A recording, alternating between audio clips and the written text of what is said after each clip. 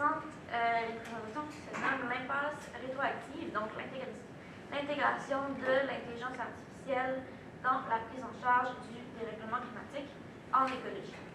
En dérèglement climatique en écologie. Donc aujourd'hui, on assiste vraiment à un événement historique particulier entre environnement et numérique, donc qui peut être caractérisé comme une conjoncture éco-numérique. On observe une convergence entre la transition écologique et la transition numérique. Les deux sont pris en charge par les plateformes. Et le terme conjoncture est mobilisé ici parce que je veux souligner l'apport de l'économie capitaliste en tant que catalyseur de gouvernance à ce moment spécifique de notre histoire contemporaine. Donc dans cette conjoncture éco-numérique, entre autres, sur la tâche d'arriver sur la scène internationale de nouveaux acteurs. Les grandes firmes du numérique, par exemple, et ces acteurs qui agissent en tant que principaux acteurs décisionnels, donc ils occupent une place stratégique au sein de secteurs qui leur étaient traditionnellement hors de portée, donc les services publics, entre autres, qui services publics sont désormais compris comme un marché. Donc dans le cadre de la transition écologique, ce qui va nous intéresser aujourd'hui, l'opportunité d'accumulation de capital s'appuie, donc le marché, s'appuie sur la notion de développement durable et ou celle de la transition écologique. Donc, ce que certains vont nommer le marché vert. Donc, les grandes firmes technologiques sont des acteurs qui vont investir de manière massive, notamment par le biais d'outils d'intelligence artificielle. Et en fait, dans les discours dominants de manière majoritaire, le secteur numérique est compris comme une alternative qui est plus écologique aux industries traditionnelles. Les investissements dans le marché vert, le développement de ce dernier, ce serait donc un synonyme d'action positive vers une transition écologique bénéfique. Dans cette présentation, il va être question de peindre un portrait de cette gouvernance contemporaine de la crise climatique en mettant notamment l'accent sur les fondements idéologiques qui légitimisent la prédominance des grandes firmes technologiques en tant que vecteur décisionnel au sein de la crise climatique. On va illustrer ce déploiement par l'étude d'un cas précis qui est celui de Google, puis on va discuter un peu des impacts que peuvent avoir l'intégration de l'intelligence artificielle de ces grandes firmes technologiques dans la régulation et la gouvernance de la crise climatique, en abordant notamment le concept que j'ai nommé impasse rétroactive, qui fait référence clairement à un cercle vicieux qui est basé sur l'idéologie cybernétique.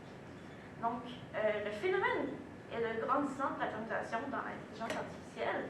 Donc, comprendre la gouvernance actuelle de la crise écologique peut se faire à travers le prisme ou la tendance dominante qui existe au sein de la transition numérique ou de manière vraiment plus large de la quatrième révolution industrielle. Donc, réfléchir au rapport société-nature et aux enjeux qui y sont rattachés va exiger d'aborder la vision technicienne et systémique de cette quatrième révolution industrielle. Donc, plus précisément, de mettre en lumière les idéologies et les pratiques qui sont préconisées.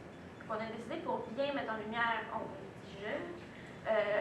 pour bien mettre en lumière les éléments discursifs et pratiques de la quatrième révolution industrielle, de cadrer la présentation selon la tendance économique et sociale qui est la plus importante. Maxime l'a mentionné un peu plus tôt, qui est le phénomène de plateformisation.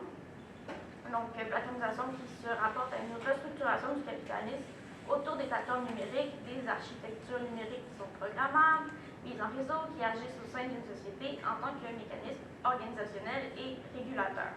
Donc, le phénomène de plateformisation est caractérisé par la mise en relation d'une pluralité d'acteurs, souvent avec des intérêts très divergents l'un de l'autre, et la création d'effets de réseau, où la croissance du nombre d'utilisateurs correspond à la valeur que la plateforme a pour le marché, mais aux yeux de d'autres acteurs aussi. Donc, les effets de réseau vont inciter les propriétaires à mettre des mécanismes de régulation, notamment le financement croisé, où on va proposer des produits moins chers, soit gratuits, puis on va augmenter d'autres tarifs, puis ça va être régulé de manière algorithmique, plus spécifiquement par le machine learning et le deep learning. Donc, conséquemment, le phénomène de plateformisation permet à certains acteurs, certains utilisateurs de la plateforme, souvent les propriétaires des plateformes, donc les grandes firmes du numérique, qui mettent en place l'épulation algorithmique des plateformes, donc on peut profiter de rôles décisionnels et d'influence par le biais de ces outils d'intelligence artificielle. Donc, par la centralisation et la privatisation des réseaux et des données qui sont générées par et sur la plateforme, les propriétaires de plateformes, les grandes firmes du numérique sont à même d'orienter les règles et les postures politiques et économiques. Donc, oui, je suis rendue, je me demande si je sauter à la slide, mais oui. Donc, la tendance est grande. La tendance se trouve beaucoup dans les investissements et les acquisitions. Donc, sur un mois, là, par exemple, on observe un intérêt vraiment constant pour les startups, pour les unicorns, pour tout le développement de produits et de services en intelligence artificielle et en platonisation. Bon, les highlights, ça, c'est des screenshots, des highlights des rapports hebdomadaires et quotidiens, dépendamment du type de rapport proposé de Crunchbase, qui est une plateforme qui comment définir Crunchbase? C'est une plateforme qui donne des informations sur le marché et sur les industries. Donc, on peut observer vraiment, là, en un mois, il y a des différentes sortes, là, des rondes d'investissement, des nouveaux produits et services, des top 10 big rounds pour les biotech puis les chips, ou encore, encore plus intéressant, des rivalités entre des entreprises comme OpenAI et Mistral AI, où là, il y a vraiment un débat interne pour savoir c'est laquelle la meilleure, c'est laquelle à financer. Donc, la plateformisation se présente donc comme un modèle organisationnel de régulation sociale. Elle présuppose une certaine conception de la nature que, bon, on va nommer écologie cybernéticienne. Donc, nos référents, nos symboles de la transition écologique, de la crise écologique, se rapportent à l'idéologie cybernétique.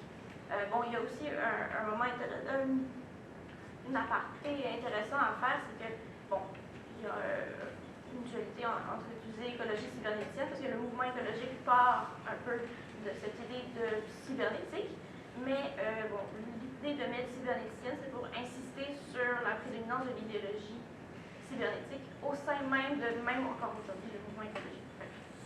C'est un truc que je voulais dire, parce que je concède que c'est un peu contraire d'utiliser ces deux termes-là unis ensemble. Donc, la connexion entre le mouvement écologique, justement, comme j'ai dit, et le courant cybernétique, ça se fait à un moment historique particulier, donc dans les années 40, dans le champ multidisciplinaire de la cybernétique, influence la manière dont est réfléchi le rapport entre la société et la nature. Donc, un des grands projets de la cybernétique étant de reproduire le vivant à partir de la technologie, donc plus précisément de conquérir la nature, d'être capable de se détacher de ses impératifs et d'être libre. Donc, l'atteinte est possible pour les cybernéticiens à partir d'une compréhension des rapports constitutifs de la société, notamment la relation société-nature. Donc, c'est compris sur la base de processus communicationnels, d'intrants, d'extrants, quantifiables d'informations. Donc, par l'application de ce projet au vivant, la nature devient en elle-même un sujet informationnel, contrôlable et prédictible. Donc, ça se comprend à partir d'un mécanisme de causalité où la causalité est circulaire et prend la forme d'une boucle de rétroaction où différents arrangements structurels sont centralisés et en interaction. Donc, au sein de l'écologie cybernéticienne, la prise en charge de la crise climatique se fait selon une logique de boucle rétroactive, où les effets des différents phénomènes de la crise climatique apparaissent comme les principaux enjeux plutôt que les causes, en fait. On contourne une réflexion approfondie sur les lacunes de la logique organisationnelle dominante, donc les plateformes, et en fait, de manière plus globale, l'idée de croissance capitaliste. Donc, réfléchir au rapport société-nature et aux enjeux qui y sont rattachés, et par le biais d'une vision technicienne et systémique, ça va simplifier les enjeux ou en occultant implicitement ou explicitement, c'est pas nécessairement voulu, le contexte dans lequel ils s'inscrivent. Dans cette perspective, qu'on va poser l'importance d'une interprétation critique et politique de la plateformisation contemporaine et du rôle qu'on lui accorde dans la transition écologique. Donc, les impacts environnementaux, ça c'est assez important aussi à mentionner, parce que cette vision particulière de la prise en charge des enjeux écologiques, donc par l'industrie numérique, par le marché, qui est proposé par les grands firmes du numérique, comme Google, s'ancre dans une matérialité qui exerce une influence directe sur l'accélération du changement climatique, du dérèglement climatique. Comme le rapport dont certains chercheurs, je ne vais pas tous les nommer parce qu'il y en a vraiment une longue gamme, mais la transition vers le numérique a été accélérée par la pandémie du coronavirus se base sur une matérialité qui a d'importants impacts écologiques. Le fonctionnement des centres de données, les data centers par exemple, les structures informatiques dans lesquelles sont centralisées un volume important de données internes et externes à un système informationnel, nécessitent une consommation massive d'eau et de ressources énergétiques. Donc la demande en énergie est toujours croissante. En 2020, bon, je vais vraiment le lire parce qu'il y a plein de chiffres que je ne vais pas mal vous les dire. En 2020, la consommation d'électricité de data center représentait 1% de la consommation mondiale en électricité et 2% de l'émission globale de carbone, de l'empreinte carbone de gaz à effet de serre. Donc, de manière plus large, l'utilisation même d'Internet en 2021, 2022, Internet avait une empreinte carbone qui était de 28 à 63 grammes de dioxyde de carbone par gigabyte. Et donc, l'eau et la terre comme empreinte carbone, respectivement. Donc, l'eau avait 0,1 à 35 litres par gigabyte et pour la terre, 0,7 à 20 cm² par gigabyte d'utilisation de ressources. Donc, ça augmente la production de gaz à effet de serre, ça favorise la consommation de ressources énergétiques et de ressources naturelles, et le numérique est donc un secteur économique actuel, un des plus polluants, presque autant que, même plus, je dirais, que le secteur de l'aviation. Comme le souligne un rapport de la Uptime Institute, à cause d'une recrudescence des besoins des processeurs du serveur, la demande en énergie des data centers est estimée comme passant d'une phase de stabilité dans les années 2010 à une phase de croissance. Donc en 2015 et 2022, l'Agence internationale de l'énergie a identifié une croissance importante de la demande énergétique des services numériques. Donc même s'il y a eu des efforts d'ingénierie qui ont été mis en place pour faciliter puis mettre en place avoir une meilleure efficience, mettons, pour les data centers, on remarque qu'il y a une stagnation tout de même. Donc, les besoins en énergie vont augmenter pour répondre aux besoins de la numérisation, mais les capacités des data centers vont rester les mêmes. Donc, on va devoir construire d'autres data centers, d'autres ressources, d'autres systèmes et d'autres infrastructures pour supporter cette demande-là. Donc, il y a aussi la question de déchets électroniques qui est également marquée par un impact matériel important et inégalement distribué. Parce qu'à l'échelle du globe, la production globale des déchets électroniques a atteint un record de 62 millions de tonnes en 2022, alors que 22,3% seulement étaient recyclés. Donc plusieurs métaux rares,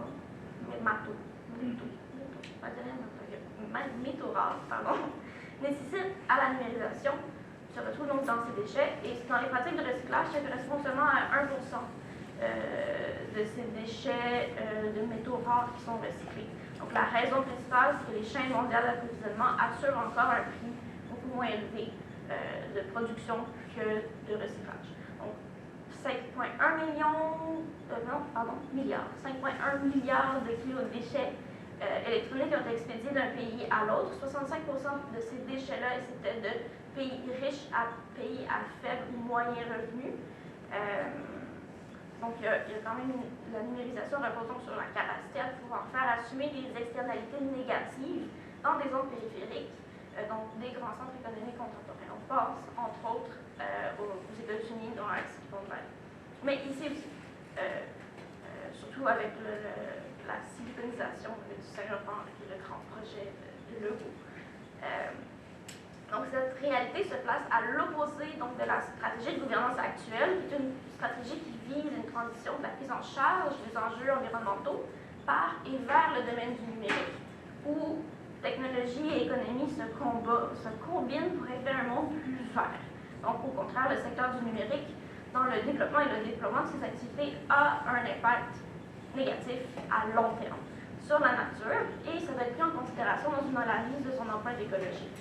Donc, le cycle de vie des diverses technologies nécessaires au fonctionnement du secteur entier doit être pris en considération quand on parle de plateformisation et de transition écologique par plateformisation. Donc, en tant que... Pour continuer à mettre en place ce phénomène de plateformisation, on a placé, les discours ambiants placent l'écologie cybernéticienne comme une posture idéologique.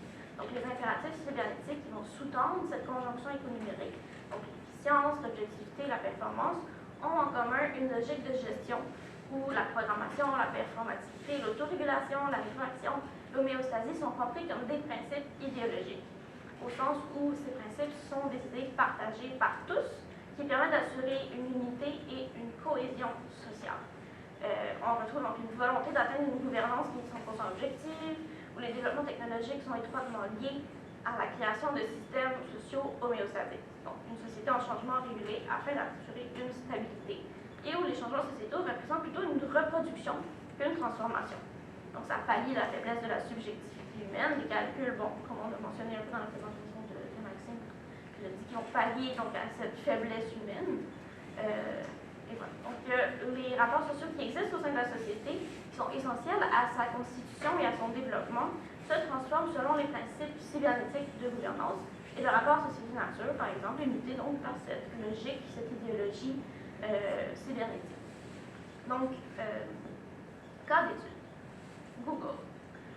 Afin donc de rendre compte de l'influence des plateformes et l'expression concrète du phénomène de plateformisation au sein de la gouvernance de la crise climatique, on va se pencher sur donc, le cas particulier de Google et on va classer les différents mécanismes de régulation selon le cadre qui est proposé par NICSec, donc la catégorisation de plateformes qui est proposée. La raison, c'est que c'est assez simple. Il y a 5 catégories. C'est complet, ça fait le tour de genre d'outils qui est développé et c'est actuel, en fait. C'est très récent. Donc, chaque catégorie va être exemplifiée par des produits, des services, des outils qui sont offerts par l'entreprise Google. Et bon, le choix d'utiliser Google va s'expliquer, entre autres, par ce fonctionnement, cette fondamentalité intrinsèque à l'entreprise d'être open source. Donc, les principes d'ouverture, de communauté, le travail qui est mis sur l'accent qui est mis sur le travail collectif en tant que stratégie de développement et de croissance, ça va imposer une certaine transparence de l'entreprise vis-à-vis le public. Donc, il y a des décisions prises, les services, les outils, leur développement, ça va être souvent publié. Souvent dans les rapports, des fois des communiqués de presse, et de manière assez publique, donc ils ont vraiment un site, une page dédiée à juste la publication de rapports divers, dont des rapports environnementaux. Et donc, Google qualifie donc, les informations qui sont produites par ces produits et services comme une forme de commun, donc une ressource publique à caractère d'action collective, où les connaissances environnementales qui sont produites pour et par l'entreprise sont présentées comme agissant comme un commun au service de la transition écologique. Et bon, l'intégration des valeurs de l'open source et de la logique des communs, donc l'ouverture, de libre accès, de libre circulation de l'information, additionnée à une logique de marché, explique en partie l'aisance avec laquelle se déploie ce discours, donc rassurant, technopositif, qui met d'avant les avantages, les capacités salvatrices des technologies numériques. Ça va légitimiser, en fait, les stratégies technopositivistes déployées dans le cadre de la transition écologique. Bon, c'est le cas pour Google, mais c'est le cas pour beaucoup d'autres institutions qui sont en charge, prennent en charge les enjeux climatiques. Et donc, le choix d'étudier Google s'explique aussi parce que c'est une des entreprises, des GAFAM, qui occupe une des places les plus importantes dans la gouvernance des changements climatiques. Donc, les produits et services de l'entreprise sont utilisés par des acteurs qui occupent traditionnellement les arènes de débat et de décision en ce qui concerne le dérèglement climatique. Donc, des institutions comme les leaders de la gestion globale de l'environnement, l'ONU par exemple, a un partenariat très très fort avec l'entreprise Google pour assurer une régulation de l'information qui est présentée sur le moteur de recherche Google. Donc, un contrôle de l'information sur Internet d'une certaine façon. Donc, le contenu, quand on va chercher par exemple changement climatique, le contenu qui va être approuvé ou créé par l'ONU va apparaître en premier sur la plateforme Google. L'objectif est d'être de lutter contre le climato-scepticisme. Donc, on va classer les services, pour revenir un peu à l'étude de cas, on va classer les services selon la typologie des plateformes de NICSec, qui propose une classification donc, en 5 catégories: publicitaires, nuagiques, de produits, industriels et allégés. Avec les discours, je vais ajouter aussi les discours qui sont rassurants, juste pour juxtaposer les discours qui vont légitimiser la plateforme comme telle, l'outil. Donc, d'habitude, j'ai des images, mais je ne l'ai pas mis dans mon PowerPoint. Désolée. Image de produit. Donc, la première catégorie, c'est les plateformes publicitaires qui représentent la plus grande. Comment dire? Je recommence. C'est l'utilisation de. Google est historiquement une des premières entreprises à développer ce type de plateforme-là. Plateformes qui vont utiliser les données des recherches des utilisateurs et utilisatrices, comme les témoins, comme les cookies, ou les autres bases de données pour vendre de l'espace publicitaire ciblé à des entreprises. C'est donc logique donc, que l'entreprise Google mobilise dans sa stratégie environnementale une de ses premiers services. Et donc, par le biais de leur moteur de recherche, l'entreprise va présenter des informations de l'ONU, mais aussi des produits comme tels qui ont, soi-disant, un impact positif sur la planète. Donc, c'est le cas justement donc, avec l'ONU ou les informations, mais souvent ça va être, si on veut vendre des produits, si on cherche un produit, c'est les produits qui sont, selon les calculs de l'entreprise, les plus verts, donc avec la moins grande empreinte carbone. Ça, c'est les discours de l'entreprise. Je ne sais pas à quel point c'est vrai. Donc, les plateformes nuagiques, c'est la deuxième catégorie de plateformes de NICSEC, où les infrastructures de plateformes nuagiques sont louées à d'autres entreprises pour que l'entreprise qui possède des plateformes puisse en tirer profit tout en collectant les données pour leur propre usage. C'est ce type de plateforme, en fait, quand on regarde tous les rapports écologiques qui sont proposés par l'entreprise, qui est le plus mis de l'avant dans la stratégie Google. Donc, ça développe par le biais de Google Cloud une multitude d'outils, voire de plateformes comme telles, pour lutter contre le dérèglement climatique. C'est le cas, donc, le Google Earth Engine, donc des bases de données qui sont utilisées à la fois par des chercheurs, mais aussi ça a une base commerciale, souvent pour les entreprises d'assurance. Donc, les bases de données qui composent le Google Earth Engine basent sur des technologies géospatiales que possède l'entreprise, des technologies d'intelligence artificielle que possède l'entreprise, et sur les capacités de captation de gestion des données que collecte l'entreprise. Donc, un autre bon exemple de plateforme nuagique que Google développe, c'est le Google Maps, qui est une plateforme nuagique où, grâce aux données extraites, l'entreprise offre des services de navigation et de développement optimisés. Et la plateforme Google Maps met de l'avant des informations, des trajets qui, selon les analyses de l'entreprise, ont la plus petite empreinte écologique. Donc, moins de gaz à effet de serre si on prend tel chemin en voiture, ou l'accent est mis sur le transport en commun aussi, on a accès aux données des différents systèmes de transport en commun dépendamment où on est, et la bicyclette aussi est mise de l'avant. Donc, la justification de ce genre d'outils dans une perspective de transition écologique se comprend par la place centrale qu'occupent les informations dans notre construction de notre rapport société-nature.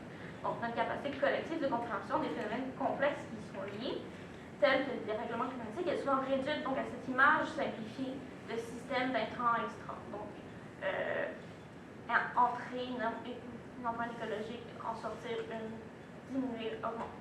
Donc, plus la portée potentielle plus les connaissances en fait sont accumulées par les plateformes biologiques, plus la portée potentielle de la transition écologique est apparemment grande. Troisième type, les plateformes industrielles, où ça émerge de l'effet de transposition du principe organisationnel des plateformes dans le secteur manufacturier traditionnel.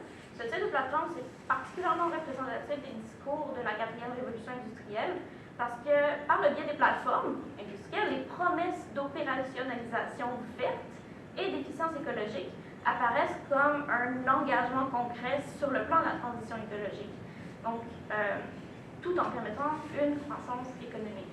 Ce type de plateforme s'est développé par des entreprises, souvent de voitures ou de mécanique, donc General Electric, Siemens, Honeywell, qui vont développer ces plateformes-là basées sur l'Internet industriel des objets. Et ça va développer des plateformes qui introduisent des dispositifs de traçabilité dans leur chaîne logistique de production. Mais les plateformes industrielles peuvent être aussi utilisées à l'interne. C'est le cas de Google, qui l'utilise beaucoup dans ses data centers dans l'objectif de répondre à son carboneutre. En ce qui concerne les émissions de carbone, il va y avoir une optimisation du fonctionnement des data centers qui vont être mis en place. Ça, on n'a pas vraiment accès aux données qui expliquent la chose pour l'instant, mais on remarque par exemple dans les rapports que Google veut vraiment souligner que bientôt, ce sera un produit que d'autres entreprises pourront avoir accès. Donc, plus tard, on saura comment ça va vraiment fonctionner et comment c'est vraiment optimisé. Voilà. La plateforme de produits, quant à elle, quatrième sorte de plateforme, sont conçues pour la consommation d'un service pour une durée déterminée, notamment par le biais d'abonnement. Un bon exemple, c'est Spotify. On s'abonne pour un certain temps à avoir de la musique. Donc, il s'agit en fait de vendre le produit en tant que service. Les services offerts par le biais de... Je d'objets domotiques intelligents, c'est un bon exemple. Les produits Google Nest, par exemple, sont présentés dans les rapports de Google comme étant une solution qui mène à la transition écologique. Le principal étant le Google Thermostat. Donc, par un abonnement au Nest Thermostat, les individus ont accès à une grande base de données sur les différentes formes énergétiques, et donc ils peuvent choisir d'utiliser ou non une forme énergétique. Par exemple, pour nous, ça nous touche moins parce que notre énergie vient de l'hydroélectricité, donc une seule source, mais en Californie, où il y a plusieurs sources potentielles, on peut choisir, par exemple, d'allumer son air climatisé quand c'est les panneaux solaires qui vont produire de l'électricité et fermer l'électricité, pas fermer l'électricité, mais fermer l'air climatisé quand c'est produit par du charbon, par exemple. Donc, ça nous donne accès à cette capacité-là. Donc, les décisions, il va y avoir des recommandations par rapport aux bases de données aussi qu'à Google. Donc, avec la popularité croissante des maisons connectées, on peut imaginer que de plus en plus, il va y avoir ce genre d'objets-là de domotique intelligent qui vont être intégrés pour optimiser, donc pour être plus écologique. Mais le Nest Thermostat est le principal développé en ce moment. Donc, comme les plateformes industrielles, les plateformes de produits permettent de mettre en valeur les discours qui vantent les avantages et les potentiels, puis de voir la capacité salvatrice des technologies pour atteindre une écologie verte, une transition écologique. Donc, les individus sont plus à même d'avoir un sentiment d'action direct au sein de la transition écologique par le biais grâce aux plateformes. Donc, la dernière plateforme, c'est les plateformes allégées qui fonctionnent selon un principe d'hyper-externalisation où les travailleurs, le capital fixe, les coûts d'entretien ou de la formation sont tous confiés à des sous-traitants. Et donc, le nécessaire d'extraction, le contrôle de la plateforme qui permet de percevoir une rente de monopole est confié à l'entreprise qui va posséder les infrastructures, posséder la plateforme. Un bon exemple, dans le cas de Google et dans le cas de la transition écologique, c'est les Global Watch, donc les Global Forest Watch et les Global Fishing Watch, qui apparaissent comme une conjonction entre numérique et écologique. Donc, l'objectif, c'est de proposer des outils qui vont alimenter les connaissances en temps réel. C'est des cartes auxquelles on a tous accès de manière en temps réel sur, par exemple, la déforestation. Donc, d'habitude, j'ai une image un peu triste qui marque voyez en temps réel la déforestation de l'Amazonie. Donc, voilà, on peut voir en temps réel la déforestation ou la surpêche dans la mer de Chine, par exemple. C'est des outils qui sont très, très intéressants, mais qui sont fournis grâce à des chercheurs scientifiques, souvent d'universités, souvent financés par les gouvernements. Donc, Google propose la structure, mais c'est des chercheurs universitaires qui souvent proposent ces informations-là, les fournissent à la plateforme. Donc, ça nous ramène aussi à l'idée de la plateforme nuagique. Donc, plus les connaissances sont importantes, plus la portée potentielle de la transition écologique peut être grande. Les Global Watch, ça fonctionne à partir des capacités de gestion, de captation aussi de données que possède Google. C'est la raison pour laquelle les scientifiques vont décider d'aller vers cette plateforme-là pour partager leurs connaissances aussi. Et donc, les communautés scientifiques, c'est compris comme des travailleurs sous-traitants dans ce cas-là. Ils s'occupent de l'entretien, du maintien, de l'utilisation de la plateforme. Et donc, ça semble être relégué à d'autres partenaires que l'entreprise. Mais c'est Google qui accumule le capital social, entre autres politique probablement, et certainement économique. Donc, l'ensemble des plateformes qui sont proposées par Google illustre comment perdure l'idéologie capitaliste de croissance et comment elle se restructure. L'idée de transition qui convient une continuation de cette croissance capitaliste se fait à partir des structures économiques et sociales actuelles. Ça impose de modifier donc les pratiques de consommation des individus pour les amener à faire perdurer cette idée de croissance capitaliste. Donc, les produits et services qui sont offerts à Google permettraient d'atteindre cet objectif parce que c'est à partir, entre autres, d'une optimisation par le biais d'une numérisation des produits et services actuels de la transition, que la transition écologique pourrait être atteinte, selon les discours de l'entreprise.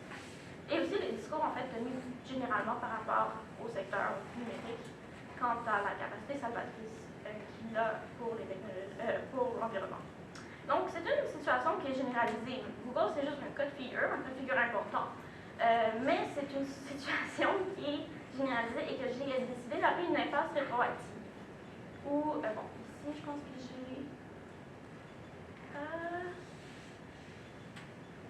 ouais, ici. Donc ça, c'est un schéma que j'ai fait, qui peut être appelé à discuter. Donc, c'est Google, bon, voilà. La gouvernance sous le joug de l'impasse rétroactive, ça peut se dessiner de cette manière-là, de manière très brève.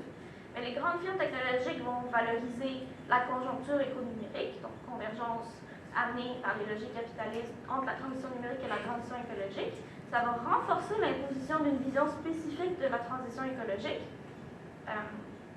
Donc, ce qui va renforcer bon, c'est impossible de voir autrement et tout. Et conséquemment, il va y avoir un marché vert qui va se développer, comme j'ai mentionné au début de la programmation, grâce à l'intégration d'outils d'intelligence artificielle, entre autres. Il va y avoir des pertes écologiques, que je vais mentionner un peu plus tard aussi. Pertes écologiques qui pourraient être en fait centrales et avec des flèches un peu partout, parce que je crois que les pertes écologiques, en fait, étant donné que c'est une impasse rétroactive, est à chaque étape de cette boucle. Voilà. Et donc, le marché vert, mais les pertes écologiques aussi, profitent aux grandes firmes technologiques et ces dernières vont pouvoir profiter et bien sûr renforcer le pouvoir. Il y a un renforcement qui se passe et bon, ça va renforcer la boucle, donc la construction, sur ce qui a été créé. Donc, comme mentionné précédemment, le marché vert est un marché dynamique et croissant, notamment aux investissements des grandes firmes technologiques et la création d'un marché des green tech. Donc, le terme green tech fait référence aux technologies développées dans une perspective d'atteindre une transition écologique, d'avoir une influence sur la crise environnementale. Elles s'inscrivent comme les health tech dans le secteur de la santé, les ed tech dans celui de l'éducation, dans un processus de cooptation des services publics par le secteur privé, la transformation des services publics en marché, donc la plateformisation des services publics. Donc, c'est là que... Voilà.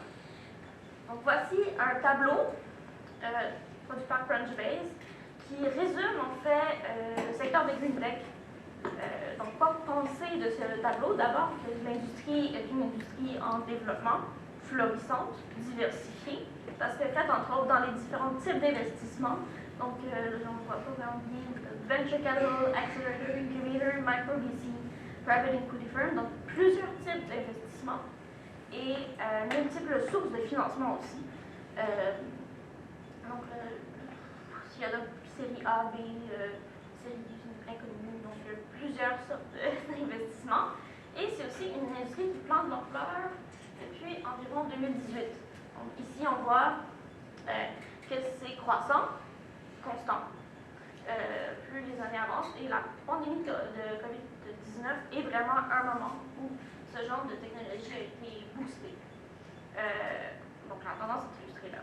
Seulement dans le mois de mai 2024, il y a plusieurs millions de dollars qui ont été investis dans les green tech juste ce mois-ci.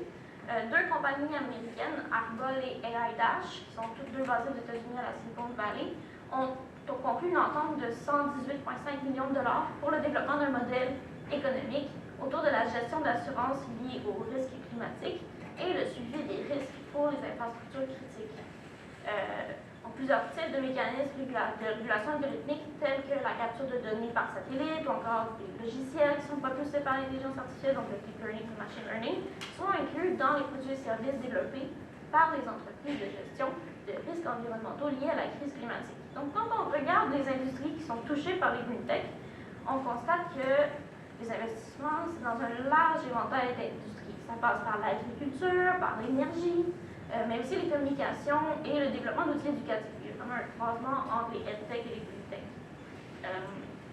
Donc, du développement de l'industrie des GreenTech, ça semble découler une sorte de dualité qui est caractérisée de la régulation algorithmique et de la logique économique capitaliste de la plateformisation, soit une dualité qui oppose logique de bien commun et celle de profitabilité. On peut observer dans le résultat, ici, dans le résumé, c'est en tout petit, mais signifie que seulement 2% des green tech sont inscrites en tant que non-profit, donc c'est le 98% des autres sont à la recherche de profit. Donc le bien commun, oui, mais grâce à une accumulation de capitaux. Donc l'objectif, ça reste donc, le fond, c'est l'accumulation de capitaux, qui soient sociaux ou économiques, mais bon, clairement économiques.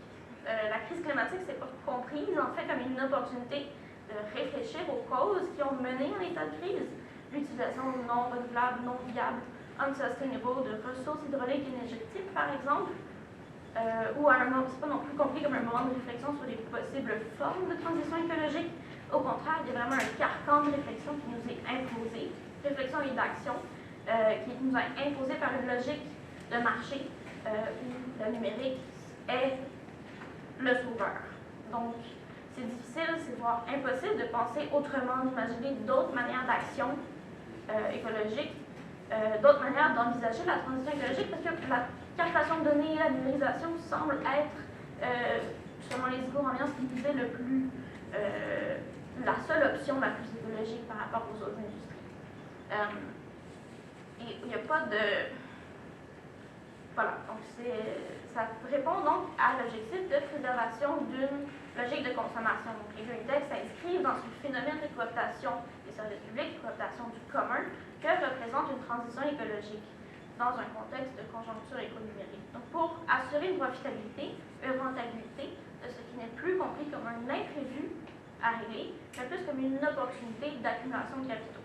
Donc c'est crucial de souligner encore une fois que c'est une tendance qui, contrairement au discours qu'on a mentionné plus tôt, ne peut pas perdurer. Donc c'est justement dans ce que j'appelle l'impasse rétroactive, où les contraintes économiques, les risques environnementaux, les risques économiques qui représentent la crise climatique sont au cœur de nos réflexions, plutôt que les contraintes écologiques et humaines qui permettraient d'atteindre une transition écologique viable et durable. Les solutions présentées par les green tech, par exemple, ce n'est pas des vraies issues à la crise climatique, d'où l'idée d'impasse. En fait, l'écologie cybernéticienne, la logique qui sous-tend les green tech, la mise en place de mécanismes régulatoires de la crise climatique, s'appuie sur le maintien d'une croissance économique capitaliste et numérique. Donc, non seulement la numérisation repose sur la capacité, justement, comme j'ai mentionné plus tôt, à pouvoir faire assumer des externalités négatives à des zones périphériques des grands centres économiques contemporains, ça implique aussi une utilisation des ressources énergétiques et hydrauliques qui ne se fait jamais sans perte.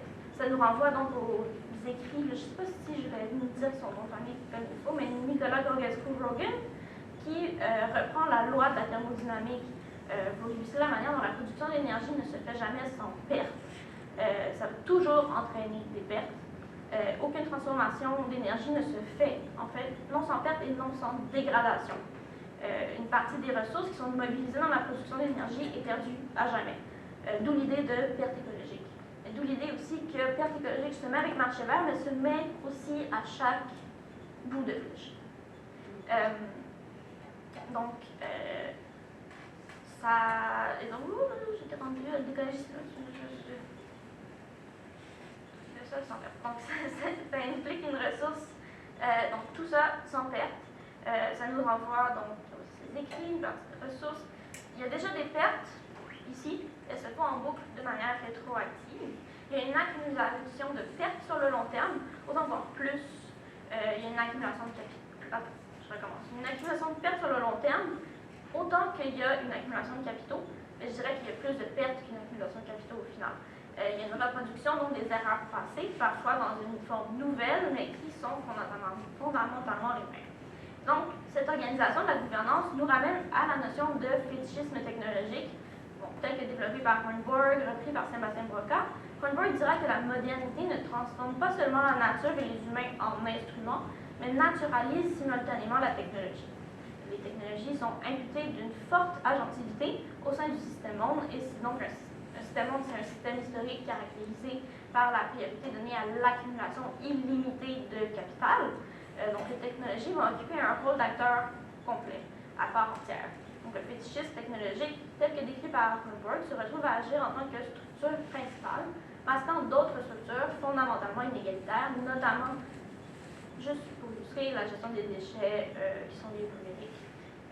Et donc Broca, dans sa critique, va dire que c'est un échange écologiquement inégal, où le fonctionnement du marché mondial masque une réciprocité apparente entre l'exploitation du travail et l'exploitation des ressources naturelles. Donc, c'est une approche écologique des inégalités, qui est insolument une approche aussi territorialisée des dommages environnementaux. Donc, quand on parle d'impasse rétroactive, c'est justement cette idée qu'une exploitation est historiquement inscrite et reproduite. donc, comme j'ai dit, mais j'insiste, la numérisation repose sur la capacité à pouvoir faire assumer des externalités négatives dans des zones périphériques des grands centres économiques. Donc, l'idée d'inclure l'intelligence artificielle dans la gestion de la gouvernance des enjeux qui sont rattachés au dérèglement climatique entre dans cet échange qui est écologiquement inégal. Ça se concrétise par l'intégration de l'intelligence artificielle dans une perspective écologique, énergique, mais aussi donc avec le système monde social, historique et économique. Donc, les populations qui se retrouvent en périphérie des centres sont exploitées et subissent les conséquences du dérèglement climatique de manière plus forte et de manière plus immédiate. L'impasse rétroactive prend de plus en plus d'ampleur au fil des années. Il y a une accumulation du poids aussi que les pertes écologiques, plus le temps va passer. Donc, de manière vraiment très simple, quand on parle d'impasse rétroactive, si on prend l'idée de couper un arbre en 2024 par le biais de l'intelligence artificielle, que ce soit décidé pour, selon les données, la coupe la plus optimisée ou la moins d'impact au bon moment, dans la saison, peu importe, ça équivaut en fait, si on prend en compte les pertes globales, ça équivaut à couper un arbre en 1950 par des machines qui sont alimentées par le charbon. Donc le fond reste le même, mais c'est donc une perte écologique pour, en échange, une accumulation de capital qui va favoriser donc une infime partie des acteurs. Et aujourd'hui, ce sont les grandes firmes technologiques qui proposent des outils justement d'optimisation de cette transition écologique. Donc j'aimerais conclure sur cette note. Donc les conséquences de l'impasse rétroactive sont discutées, elles sont décriées, mais les causes, les idéologies qui la sous-tendent, l'écologie cybernéticienne, c'est rarement abordé en profondeur. Donc la gouvernance contemporaine du dérèglement climatique est une gouvernance qui est à perte, qui n'apparaît que viable qu'à travers le voile du fétichisme technologique. Voilà.